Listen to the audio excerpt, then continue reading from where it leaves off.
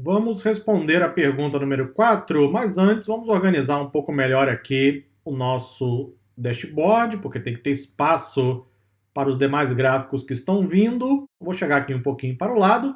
Sempre você coloca o mouse no gráfico, veja que aparecem os cantos e também as laterais e as partes inferior e superior. Você então pode chegar para o lado a qualquer momento, pode chegar para cima ou para baixo e pode ainda mudar completamente o tamanho na diagonal.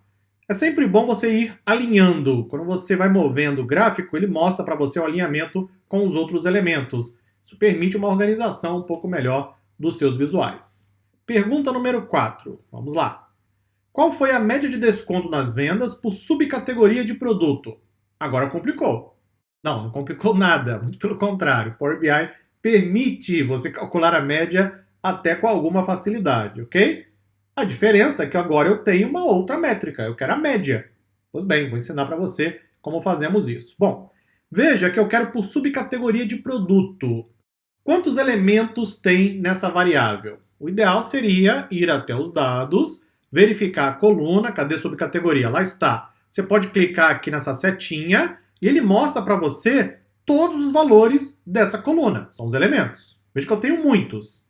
Aqui não daria para usar um gráfico de pizza, porque o gráfico de pizza não é o ideal quando você tem muitos valores em uma variável.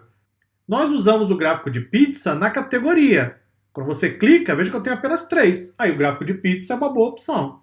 Quando você tem muitos elementos, o gráfico de pizza vai ficar extremamente confuso, quase impossível fazer alguma análise. Então tem que buscar outra alternativa. Vou usar o gráfico de barras. Então vem para cá, seleciona. Ele chama de gráfico de colunas, né? Mas é o gráfico de barras. Vou deixá-lo aqui. O que eu preciso? Eu quero a média por subcategoria. Então vou começar trazendo a subcategoria. Cadê a coluna? Aqui está ela. Vou colocar no eixo X, ok? Eu preciso agora da média do valor de desconto. Cadê o desconto? Está aqui.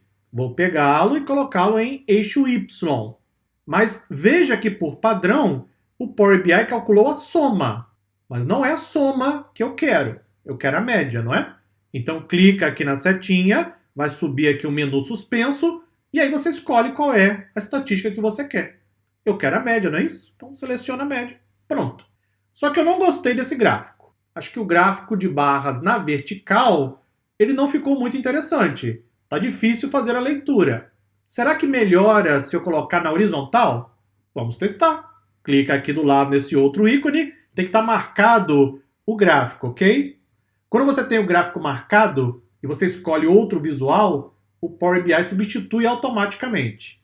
Se não tiver nada marcado, ele vai criar um do zero. Então clica aqui na opção horizontal, só isso, e você muda a orientação do gráfico. Se você achar que não ficou bom, você volta para o vertical até que esteja no formato que você considerar o ideal. Quando nós temos muitos elementos dessa forma, é ideal você usar o gráfico de barras na horizontal. Então clica lá, veja que ele coloca uma barra de rolagem, você consegue visualizar todos os elementos. Perfeito. Então nós temos a média de desconto para subcategoria. Não é isso que está pedindo aqui? Média de desconto nas vendas por subcategoria de produto. Excelente. No curso de visualização de dados, que é o último da formação cientista de dados, nós ensinamos aos alunos todos os detalhes de como devem ser essas regras de construção dos gráficos, ou seja, quando usar determinado gráfico em cada situação. Tem um conjunto imenso de regras no último curso da formação cientista de dados. Está faltando uma pergunta. Vamos criar um mapa. Me acompanhe no próximo vídeo. Até lá!